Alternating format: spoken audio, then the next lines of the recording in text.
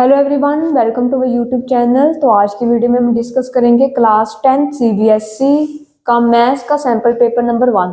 जो भी questions board में मोस्टली पूछे जाते हैं वो आज हम इस वीडियो में डिस्कस करेंगे। ठीक है, तो जो सेक्शन आपका पहला सेक्शन रहता है वो मल्टीपल चॉइस का रहता है।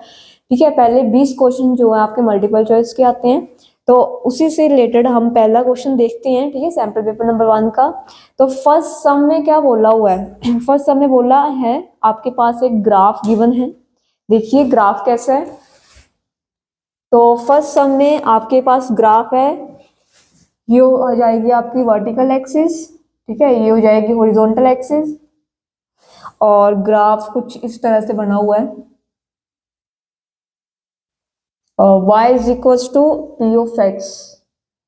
ठीक है, ये ग्राफ है। आपने बताना है कि नंबर ऑफ जीरोस आर। तो ग्राफ को देख के बताना है कि कितने नंबर ऑफ जीरोस बन रहे हैं। तो नंबर ऑफ जीरोस कैसे फाइंड करते हैं?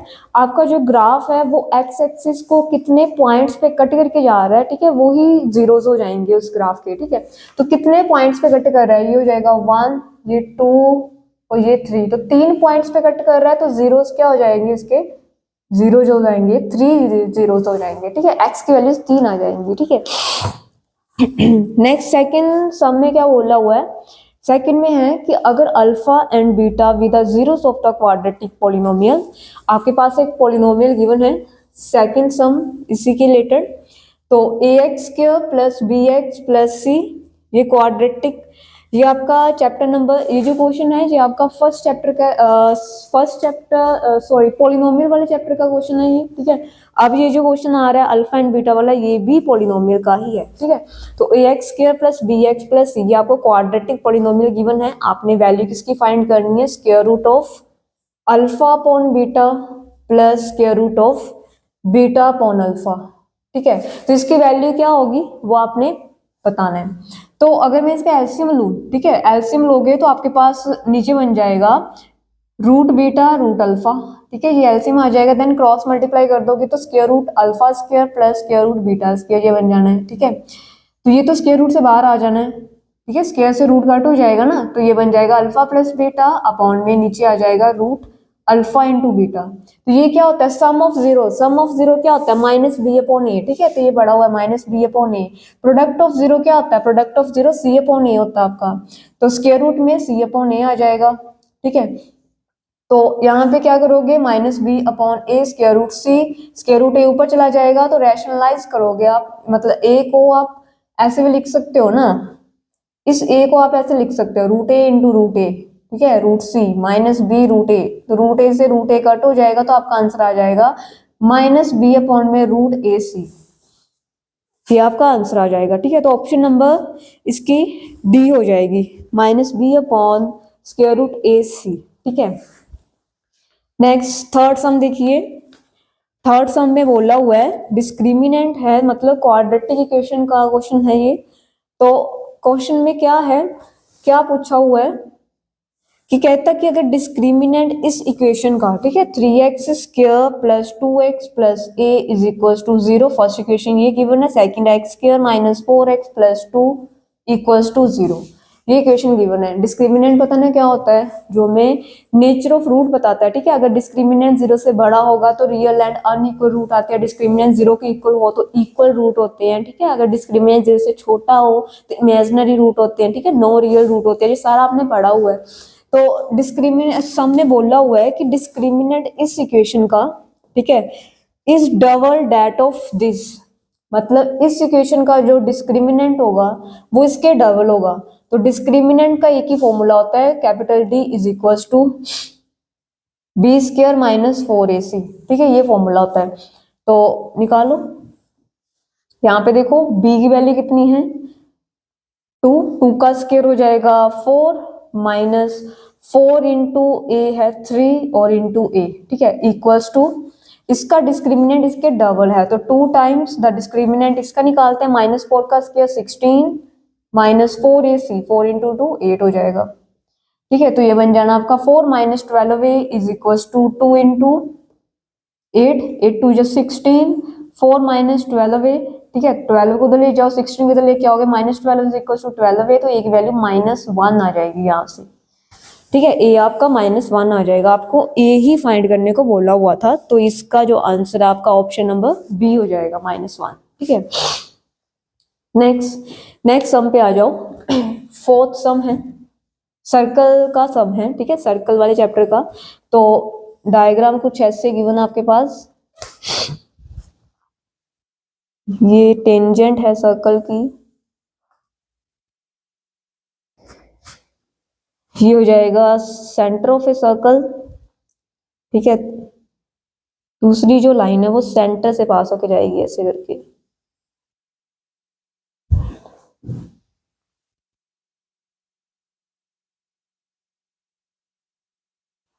ये ऐसे बना हुआ डायग्राम।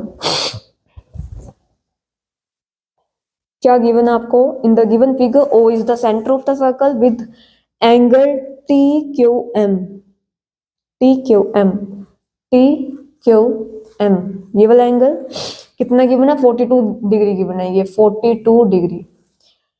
देन पूछा हुआ है कि angle A T Q would be equal to, A T Q क्या होगा, ए पॉइंट यहाँ पे है, ए टी क्यू, ये बाहर वाला एंगल आपने फाइंड करना है, क्या होगा। ठीक है, तो बहुत सिंपल है सम। ये देखो, ये आपके पास 42 गिवन है ना, ये वाला, तो सेंटर से सर्कल के सर्कमफ्रेंस तक की जो डिस्टेंस होती है उसको क्या बोलते हैं, रेडियस बोलते हैं ना सर्कल का। तो ये भी रेडियस है सर्कल का और ये भी रेडियस है, मतलब ओ क्यू और ओटी दोनों रेडियस है सर्कल के, दोनों इक्वल होंगे, तो ये आइसोलेस ट्रायंगल बन गया। तो आइसोलेस ट्रायंगल की दो साइड्स इक्वल हैं। ठीक है, तो हमने पढ़ा हुआ है कि अगर किसी भी दो ट्रायंगल की साइड्स इक्वल हो, दो साइड इक्वल हो, तो उनके ऑपोजिट जो एंगल बनते हैं वो भी इक्वल होते हैं। ठीक है, तो ये जो एंगल है ये भी 42 डिग्री हो जाएगा, ये वाला एंगल 42 हो जाएगा। अब देखो, जो भी सर्कल से टेंजेंट पास करती है, ठीक है, वो रेडियस के परपेंडिकुलर होती है, ये थ्योरम में आपने पढ़ा होगा। ठीक है, तो ये रेडियस जो है वो टेंजेंट के परपेंडिकुलर होगा, मतलब ये पूरा एंगल जो बनेगा, ये जो पूरा एंगल है ये 90 डिग्री बनेगा। अगर ये 42 है, ये पूरा 90 है, तो ये छोटा एंगल कितना हुआ, तो 90 - 42 कर दो। ठीक है, तो वो आपके पास बन जाएगा 48 डिग्री, तो इसका आंसर आ जाएगा 48 डिग्री। ठीक है, नेक्स्ट फिफ्थ सम पे आ जाइए। फिफ्थ सम में बोला हुआ है, if a x plus b y, a x plus b y is equals to a square minus b square है। दूसरी क्वेश्चन है b x plus a y ये 0 के इक्वल है। Then find x plus y क्या होगा, ये आपने फाइंड करना है, एक्स प्लस वाई क्या होगा। तो दोनों इक्वेशन को ऐड कर दो। ठीक है, ये फर्स्ट इक्वेशन है, ये सेकंड इक्वेशन है, दोनों को मैं अगर ऐड कर दूं तो ये देखो, इन दोनों में x कॉमन आ जाएगा, अंदर बच जाएगा a प्लस बी, इन दोनों में y कॉमन आ जाएगा, अंदर बच जाएगा a plus b is equals to a square minus b square. Identity क्या होती है, a minus b a plus b, ये आइडेंटिटी होती है। दोनों में a प्लस बी कॉमन आ रहा है, अंदर क्या बच जाएगा, x plus y is equals to a minus b और a प्लस बी। ठीक है, a प्लस बी में से a प्लस बी कट हो जाएगा, तो x प्लस वाई की वैल्यू क्या आ जाएगी, a माइनस बी आ जाएगी। ठीक है, तो आपका ऑप्शन नंबर इसमें b हो जाएगा। ठीक है, second option number a minus b. Next sum पे आ जाइए।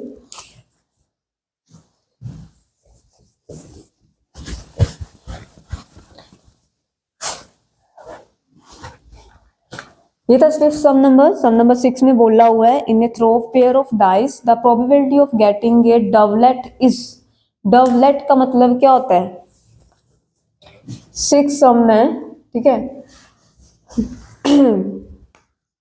पेयर ऑफ डाइस थ्रो करते हो आप, तो टोटल 36 जो है 36 आउटकम्स आती हैं। ठीक है, तो डबलेट का मतलब होता है कि दोनों ही डाइस पे सेम नंबर हो। ठीक है, तो वो डबलेट हो जाएगा।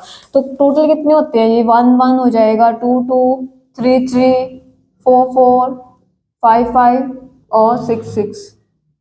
ठीक है, तो प्रोबेबिलिटी निकालने का फॉर्मूला होता है, ऊपर आता है फेवरेबल आउटकम्स, फेवरेबल आउटकम्स कितनी है 6, नीचे आता है टोटल नंबर ऑफ आउटकम्स 36 होती हैं, तो ये बन जाना 1/6, ये आंसर आ जाएगा आपका। ठीक है, 1/6। नेक्स्ट 7 सम में बोला हुआ है, the algebraic sum of the deviation of frequency distribution from its mean is. देखो, जब भी आप डेविएशन निकालते हो, ठीक है, डेविएशन निकालते हो, जैसे हमने जब मीन फाइंड करते थे, मीन फाइंड करने के 3 मेथड होते हैं, ठीक है। एक डायरेक्ट मेथड लगाते हैं, एक होता है अज्यूम मीन मेथड, एक स्टेप डेविएशन मेथड होता है। तो सेकंड अज्यूम मीन में और स्टेप डेविएशन में हम डेविएशन निकालते थे, ठीक है। कैसे निकालते थे, जो भी आपकी ऑब्जर्वेशंस गिवन रहती थी उसमें से मीन को माइनस कर दो, वो आपकी डेविएशन निकल जाती है, ठीक है। तो जब भी आप डेविएशन का सम करते हो ना, तो कहता क्या आता है आपके पास, नॉन जीरो नंबर आता है, पॉजिटिव होता है हमेशा, या हमेशा नेगेटिव होता है, या जीरो होता है, आपने ये बताना है। फॉर एग्जाम्पल से समझाती हूँ। जैसे मान लो कि ये कुछ वैल्यूज आपके पास गिवन है, ठीक है, 2 4 6। इसका मीन निकालना हो तो मीन क्या आएगा, क्या होता है मीन, एवरेज निकालो इसका। 6 + 4 10 12, तो 6 + 4 10 और 12, और इसका मीन आपका बन जाएगा 12/2, 6 मीन आ जाएगा इसका, ठीक है। सॉरी 12/3, 4 3 जा 12, तो 4 आ जाएगा इसका मीन। मीन जो है 4 आ जाएगा, ठीक है। तो डेविएशन निकालना हो तो हर वैल्यू में से क्या करो, मीन को सब्ट्रैक्ट कर दो, ठीक है। तो 2 - 4 करोगे तो -2 आ जाएगा, दूसरा 4 - 4 करोगे तो 0 आ जाएगा, तो 6 - 4 करोगे 2 आ जाएगा, ठीक है। अब ये जो डेविएशन की वैल्यूज आई हैं, इनको जब आप इनका सम निकालते हो तो 0 बनता है, ठीक है। जब भी आप मीन के ऊपर वाली और नीचे वाली वैल्यूज का सम निकालते हो ना, जब डेविएशन निकालते हैं इसका, तो वो हमेशा 0 आता है, ठीक है। क्योंकि कट हो जाते हैं, ऊपर वाली नेगेटिव आएंगी, नीचे वाली पॉजिटिव आ जाएंगी, तो वो आपस में कट हो जाएंगी, तो इसीलिए इसका आंसर क्या होगा, 0 होगा, ठीक है। नेक्स्ट सम पे आ जाइए। तो ये सम था आपका स्टैटिक्स वाले चैप्टर का, ठीक है। The coordinate of the point which divide the line segment. Next sum जो है वो आपका कोऑर्डिनेट ज्योमेट्री का है। कोऑर्डिनेट्स गिवन है विच divides the line segment joining these 2 point internally in the ratio 1:2। तो जब भी रेशियो में डिवाइड कर रहा है कोई कोई पॉइंट किसी लाइन सेगमेंट को रेशियो में डिवाइड कर रहा है, तो कौन सा फॉर्मूला लगता है, एक ही फॉर्मूला होता है, सेक्शन फॉर्मूला लगता है, ठीक है। तो ये आपके पास लाइन सेगमेंट है जिसके कोऑर्डिनेट गिवन है 4 7। एक पॉइंट है जो इसको 1:2 में डिवाइड कर रहा है, ठीक है। तो सेक्शन फॉर्मूला लगाओ, क्या होता है, ये आपका m1 m2 हो जाएगा, ठीक है। m1 × x2, ये आपका x1, ये y1 होता है, ये आपका x2, ये y2 होता है। तो ये जो पॉइंट है आपने इसके कोऑर्डिनेट फाइंड करने हैं। तो m1 × x2 plus m2 × x1 2/m1 + m2 3, m1 × y2 7, m2 × y1 -4 में 3, तो 4 + 2 6/3 और 3/3, तो ये आ जाएगा आपके पास 2 और 1, ठीक है। तो ऑप्शन में ऑप्शन नंबर आपकी हो जाएगी 1, ठीक है, 2 और 1। नेक्स्ट 9th सम पे आ जाइए, ठीक है। तो 9th सम में क्या बोला हुआ है, सम में बोला हुआ है कि the sum of the first n terms of an AP is. आपको सम गिवन है फर्स्ट n टर्म्स का, ठीक है। तो क्या गिवन है, Sn = 2n² + 5n। तो सम में बोला हुआ कि इसकी nth टर्म क्या होगी, nth टर्म बतानी है आपने क्या होगी। तो nth टर्म निकालने का बड़ा ही सिंपल सा होता है, nth टर्म के सम में से ऐड कर दो n - 1th टर्म का सम, तो आपके पास nth टर्म निकल जाती है, ठीक है, आराम से। तो देखो Sn तो आपको गिवन है, n - 1 फाइंड करना पड़ेगा ना आपको। n - 1 का क्या मतलब हुआ, क्या फाइंड करना आपने, n की जगह पे n - 1 लो, बस सिंपल सा। तो करो यहाँ पे 2n² + 5n प्लस 2 × n - 1 का स्क्वायर प्लस 5 × n - 1। इतना समझ आया, ठीक है। तो 2n² + 5n प्लस 2 × आइडेंटिटी आती है n² + 1 - 2n प्लस 5n - 5। तो 2 को अंदर मल्टीप्लाई कर देते हैं, कर दो 2n² + 2 -4n + 5n - 5। तो देखो कौन सी टर्म सोल्व हो रही है, तो 2n² + 2n² 4n², 5 + 5 10n, ठीक है। 5 + 5 10, 10 - 4 6n, और ये बन जाएगा आपका -3 ऐसा है कुछ ऑप्शन में, चेक कीजिए जरा। n - 1 Sn plus 2n² + 5n, n² + 1 - 2n plus 5n - 5, कुछ तो कट होना चाहिए था, इसमें कुछ कट नहीं हो रहा। nth टर्म का sum plus n minus one term का सम निकालेंगे। First term plus second term plus first term का सम, तो आपको n की जगह पे मैंने 2 लिया ना, a2 मिल जाएगा। सॉरी यहाँ से गलत हुआ है, हमने साइन गलत ले लिया ना, यहाँ पे माइनस का साइन आएगा, ठीक है, माइनस आएगा इधर, तो यहाँ पे माइनस आएगा, यहाँ माइनस आना है, तो माइनस है तो साइन चेंज हो जाएंगे, ये माइनस हो जाएगा, ठीक है, ये माइनस हो जाएगा और ये वाला माइनस का हो जाएगा, ठीक है। सॉरी फॉर दिस मिस्टेक, हो जाती है गलती, क्या करें, ठीक है। तो करो multiply, -2n² -2 plus 4n -5n, ठीक है, और माइनस माइनस +5 ठीक है। अब देखो कट हो रहे हैं, 2n² से 2n² कट हो जाएगा आपका, ठीक है। 5 + 4 9 - 5 4n और ये बच जाएगा आपका आपके पास 3, ठीक है। तो 4n + 3 ये आंसर आएगा, 9th का जो है आपका ए होगा आंसर, 4n + 3, ठीक है। तो वहां प्लस की जगह पे देखो, प्लस की जगह पे माइनस की जगह पे मैंने प्लस लिख दिया, तो आंसर नहीं आ रहा था, ठीक है। तो इससे पता चलता है कि प्लस और माइनस कितने की इंपॉर्टेंस कितनी ज्यादा होती है सब में, ठीक है। तो इनको लाइटली मत लिया करो, ठीक है। जहाँ प्लस आएगा वहां प्लस ही आना चाहिए, इधर माइनस आना वहां पे माइनस ही लेना होता है, ठीक है। चलो नेक्स्ट सम पे आ जाओ फिर। 10th सम में बोला हुआ है the mid value of class mark of class interval, किसी भी क्लास इंटरवल की जो हम मिड वैल्यू निकालते हैं वो किस में निकालते हैं हम, ठीक है, किसमें, मीडियन में निकालते हैं या मोड में निकालते हैं या रेंज क्या होती है, जो भी आपके ऑब्जर्वेशन की सबसे हाईएस्ट वैल्यू होती है उसको लोएस्ट ऑब्जर्वेशन में से माइनस कर दो, ठीक है, वो रेंज हो जाएगी।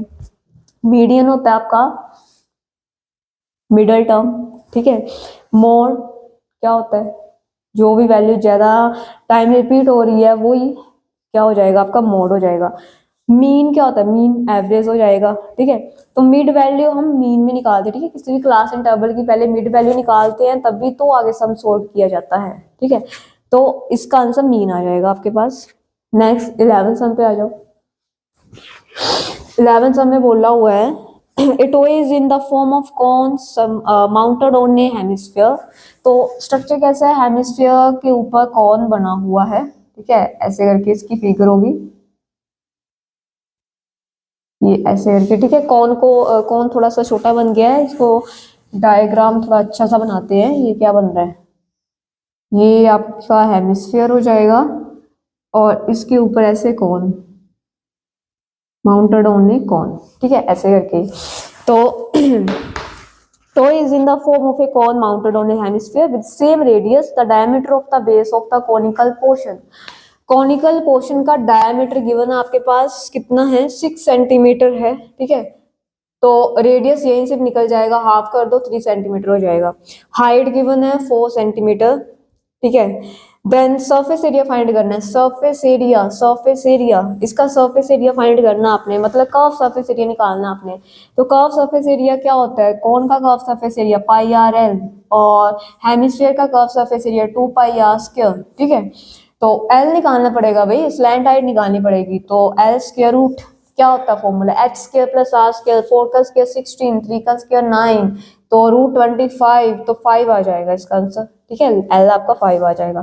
तो ऑप्शन में देखो पाई में है आंसर आपके पास, ठीक है, पाई की वैल्यू नहीं पुट करनी है, टाइम वेस्ट नहीं करना अपना, ठीक है। तो पाई इंटू रेडियस 3 है 5 + 2 इंटू पाई इंटू आर की वैल्यू कितनी है 3 का स्क्वायर, ठीक है, 3 का स्क्वायर, ठीक है। 15 पाई + 3 का 9 इंटू 2 18 पाई, तो 15 + 18 कितना होता है 33 होता है, तो 33 पाई सेंटीमीटर स्क्वायर इसका आंसर आ जाएगा, ठीक है। तो ऑप्शन नंबर आपकी बन जाएगी बी, 11th का ऑप्शन नंबर बी, ओके।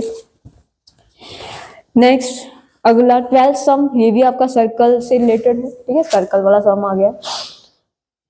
तो देख लीजिए सम में क्या है।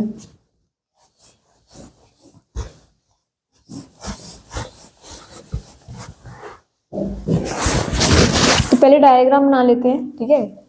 Sum number 12 and QC is a tangent to the circle of C।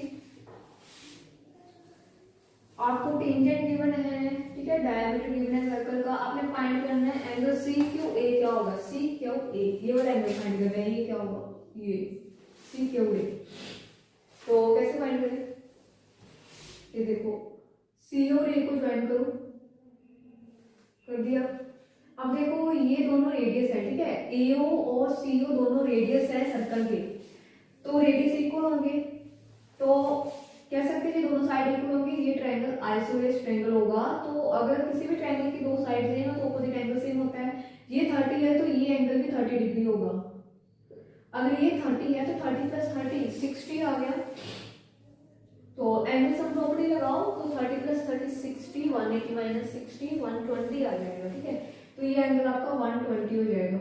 Then linear पे यूज करोगे तो 180 माइनस 120, तो ये 60 हो जाएगा एंगल, ठीक है, ये एंगल 60 हो जाएगा, ठीक है। नेक्स्ट क्या पड़ा हुआ है कि जो रेडियस होता है वो टेंजेंट के परपेंडिकुलर होता है, ठीक है।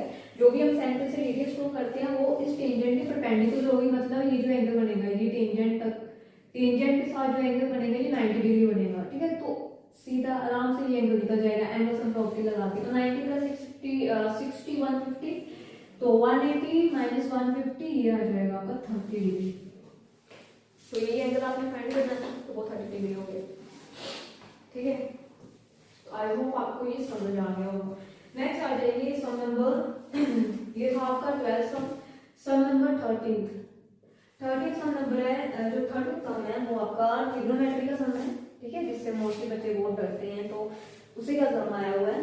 तो सम है आपके पास secant square theta plus cosecant square theta minus tan square theta minus cot square theta. तो सम की तरफ देख के बताओ क्या इस सम से डरने वाला कुछ है। सीधा सीधा आइडेंटिटी लगी हुई है, देखो सीधी आइडेंटिटीज क्या होती है, secant square theta minus tan square theta 1 के इक्वल होता है, तो ये दोनों मिलके आइडेंटिटी 1 बन रहा है। Cosecant square theta minus cot square theta ये भी 1 होता है, ये दोनों मिलके 1 बना देंगे, तो 1 प्लस 1 2 आ जाएगा इसका आंसर, ठीक है, आराम से 2 आ जाएगा, ठीक है। नेक्स्ट सम पे आ जाओ। नेक्स्ट पे आपका ट्रिग्नोमेट्री का ही सम है। तो सम में बोला हुआ कि cos 30 degree is equals to sin 45 degree plus x। तो इसमें आपने बताना है x कितना होगा। तो देखो cos 30 और sin के किस एंगल की वैल्यू सेम होती है। cos 30 में जो वैल्यू होती है वो sin की किस एंगल की वैल्यू होती है, तो sin 60 की वैल्यू होती है ना वो। तो cos 30 और sin 60 की वैल्यू सेम होती है, ठीक है। तो sin 60 लिख दिया मैंने यहाँ पे 45 डिग्री प्लस x। साइन से ये साइन कट हो जाएगा, 45 इधर लेके आओगे तो 60 माइनस 45 15 डिग्री इसका जो है आंसर आ जाएगा, ठीक है। 15 सम में आपके पास ट्रायंगल का सम है। ट्रायंगल आपके पास गिवन है ABC ट्रायंगल है, ठीक है।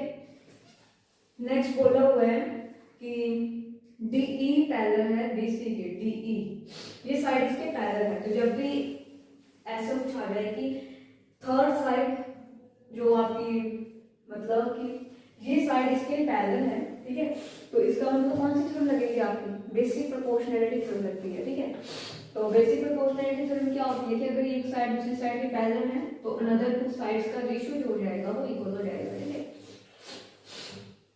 तो आपके पास गिवन है AC की वैल्यू है, AC है 4.8 सेंटीमीटर, AD/DB का रेशियो गिवन है 3/5। आपने फाइंड करना है length of EF, the length of EF, F कहाँ है, F तो है ही नहीं, EF कैसे फाइंड करोगे भाई, F तो गायब। तो थोड़ा सा यहाँ से गलत टाइप हो गया हुआ है, EF नहीं फाइंड करना आपने, AE फाइंड करना है, ठीक है, AE फाइंड करना है, ये साइड फाइंड करना है। तो देखो कैसे फाइंड करोगे, तो सीधा थ्योरम लगाओ AD/DB इस साइड्स का रेशियो इक्वल होगा another side AE upon EC, AE upon EC, ठीक है। तो इसका रेशियो कितना है 3/5 है, तो इसका 3/5 होगा, तो ये 3/5 हो जाएगा। देखो AC जो है टोटल साइड AC है वो उसको कैसे लिख सकते हैं, ऐसे लिख सकते हैं AE प्लस EC करके, ठीक है। दोनों को ऐड करोगे तो पूरी AC साइड मिलेगी, तो इसकी वैल्यू 4.8 है। AE कितना है, रेशियो है, जब भी रेशियो उठाते हैं कोई वेरिएबल लगता है, साथ में वेरिएबल लगा दिया, x 5 + 3 8 हो जाएगा। 4.8 = 8x, का इसकी वैल्यू आ जाएगी 4.8 / 8 0.6 सेंटीमीटर, ठीक है, सेंटीमीटर आ जाएगा। तो आपको AE फाइंड करने को बोला हुआ है ना, AE निकालने को बोला हुआ है, तो AE कितना है 3x है, तो 3 × 0.6 आ जाएगा 1.8 सेंटीमीटर, क्लियर हो जाएगा, ठीक है। ओके, चलो नेक्स्ट सवाल आ जाओ 16 सम पे। अब देखो ये मल्टीपल चॉइस क्वेश्चन है, इसको इनको करने मतलब एक सिंगल लाइन में मैं इसका आंसर बता सकती हूँ आपको, बट मुझे ये स्टेप बाय बताऊंगी आंसर आया कहां से है, ठीक है। सीधा मैं आंसर बोल दूंगी कि इसका 1.8 आंसर है, तो बच्चे को पता नहीं चलेगा कि कहां से आया 1.8, ठीक है। तो इसीलिए पूरा स्टेप वाइज करवा रहे हैं आपको, ठीक है, ताकि आपको अच्छे से समझ आए कि आंसर कहां से आया है। नेक्स्ट 16 सम पे देखो, volume of largest sphere that can be cut off from a cylindrical log of wood, एक सिलेंड्रिकल शेप में वुड का लॉग बना हुआ है, उसमें से स्फेरिकल शेप में कट किया कोई शेप, मतलब स्फेरिकल शेप में एक पीस कट किया उसका, तो आपने उसका वॉल्यूम फाइंड करना है क्या होगा, ठीक है। तो आपके पास सिलेंडर का डायमीटर गिवन है डायमीटर गिवन है और हाइट गिवन है, ठीक है, 4 सेंटीमीटर और डायमीटर है 2 सेंटीमीटर, सिलेंडर का गिवन है। आपने वॉल्यूम फाइंड करना है स्फीयर का क्या होगा, वॉल्यूम ऑफ स्फीयर, तो वॉल्यूम क्या होता है स्फीयर का 4.3 πr³ होता है। तो इसमें आपको रेडियस पता होना चाहिए, तो रेडियस निकालोगे तो क्या आएगा 2, डायमीटर 2 है तो रेडियस इसका 1 हो जाएगा, ठीक है। तो 1 वैल्यू पुट कर दोगे तो 4.3 पाई आ जाएगा, समझ आया, ठीक है। 4.3 पाई सेंटीमीटर क्यूब, ये आंसर हो जाएगा इसका। नेक्स्ट 17 समझ आ जाओ, 2 कॉइन टॉस किए साइमल्टेनियसली, प्रोबेबिलिटी बतानी है एटलीस्ट 1 टेल की, ठीक है। तो एटलीस्ट का मतलब होता है कम से कम एक टेल हो, एक से ज्यादा भी हो सकते हैं, 2 भी हो सकते हैं, ठीक है। तो पहले सैंपल स्पेस बताना चाहिए कि सैंपल स्पेस क्या बनेगा। अगर 2 कॉइन टॉस करते हो आप, तो जहां दोनों में हेड आ सकता है, दोनों में टेल आ सकता है, पहले में हेड दूसरे में टेल, या पहले में टेल दूसरे में हेड, ठीक है। तो टोटल नंबर ऑफ आउटकम्स तो 4 हो जाएंगी। एटलीस्ट 1 की प्रोबेबिलिटी बोली है ना, एटलीस्ट की, तो एटलीस्ट 1 में टेल, तो ये 3 हो जाएंगे, ठीक है। तो 3/4 इसकी प्रोबेबिलिटी हो जाएगी। 18 सम देखिए, 18 में बोला हुआ है आपके पास ये सेक्शन कोऑर्डिनेट मैट्रिक का क्वेश्चन है। The point which lies on the perpendicular bisector of the line segment joining the point, 2 points को मिला के एक लाइन सेगमेंट बना हुआ है, ठीक है, 3 0 और सॉरी मैंने ऑप्शन लिख रही हूँ 3 7 और -3 -7, ठीक है। ये तो इसका मैं एक परपेंडिकुलर बाइसेक्टर ड्रॉ कर दूं ऐसे करके,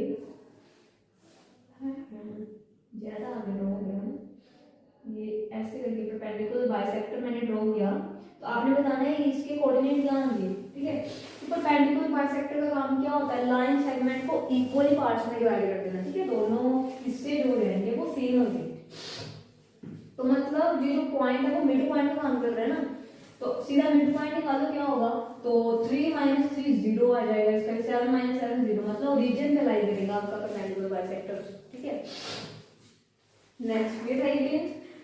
आगे 19th में आपके असर्शन एंड रीजन आ जाते हैं, ठीक है, असर्शन एंड रीजन।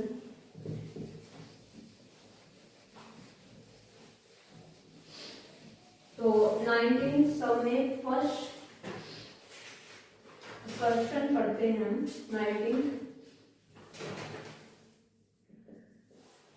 क्या बोला हुआ है, कहता एलसीएम दो नंबर्स का 182 है, एचसीएफ दो नंबर का 13 है, ठीक है। एलसीएम आपके पास गिवन है और एचसीएफ आपके पास गिवन है 182 13। आपने बताना है कि प्रोडक्ट जो होगा वो 2 3 इन दो नंबर जो आपके पास गिवन उनका प्रोडक्ट 2 3 66 66 ये होगा। तो क्या पढ़ा हुआ है, LCM into HCF is equal to product of two numbers, ये पढ़ा हुआ है ना आपने। तो 182 इनटू 13, तो आपने इनका प्रोडक्ट बताना है क्या होगा, मल्टीप्लाई करो 13 इनटू 2 26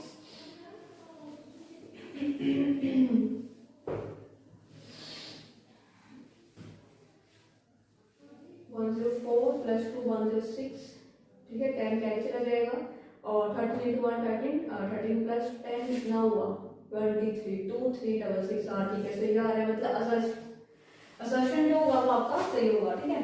नेक्स्ट रीजन में भी बोला हुआ है कि जो LCM of two numbers into HCF of two number is equal to product of two number, तो ये भी सही है, रीजन इसका सही है, ठीक है। तो इसमें आ जाएगा both assertion and reason is correct and reason is the true explanation of assertion, ये आ जाएगा, ठीक है। 20th सम में क्या बोला हुआ है, कहता है कि bike wheel makes 5000 revolution in covering A distance of 22 kilometre. 22 kilometre distance cover करने में कितनी रेवोल्यूशन लग रही है, 5000 रेवोल्यूशन जो है वो 22 किलोमीटर डिस्टेंस कवर कर रहा है, ठीक है। 1 रेवोल्यूशन 2 3 ऐसे करके 5000 रेवोल्यूशन है जिससे 22 किलोमीटर कवर हो रहा है। Then diameter of the wheel is 70 centimetre. आपने बताना है कि डायमीटर जो होगा व्हील का, ठीक है, व्हील का जो डायमीटर होगा वो कितना होगा 70 सेंटीमीटर होगा। तो निकालो, ये देखो 1 रेवोल्यूशन के लिए अगर मैं निकालूं, ठीक है, एक रेवोल्यूशन कितनी डिस्टेंस कवर करेगा, तो किलोमीटर है, पहले किलोमीटर को सेंटीमीटर में चेंज कर लो, डायमीटर सेंटीमीटर में निकालना है ना। तो 22 किलोमीटर में कितने मीटर होते हैं, 1000 मीटर होते हैं, तो 3 जीरो लग जाएंगी। और 1 मीटर में कितने सेंटीमीटर होते हैं, 100 सेंटीमीटर होते हैं, तो 2 जीरो और लग जाएंगी, डिवाइड बाय 5000, तो 3 जीरो कट, ठीक है। 440 ये आ जाएगा 1 रेवोल्यूशन में 440 सेंटीमीटर कवर हो रहा है। तो 1 रेवोल्यूशन मतलब सर्कमफ्रेंस आ गया ना सर्कल का, ठीक है, पेरीमीटर आ गया, उस व्हील का सर्कमफ्रेंस आ गया, तो वो 440 है। तो सर्कमफ्रेंस का फॉर्मूला क्या होता है, पाई इंटू डी होता है, ठीक है।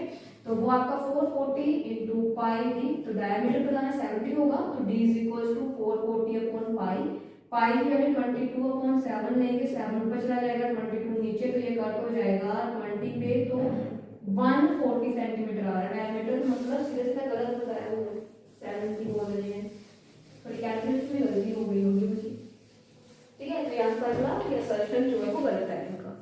रीजन देखो क्या बोला हुआ है, कहता है कि इफ ए कोट सबटेंड से right angle at the centre, तो ये सर्कल का है रीजन। तो रीजन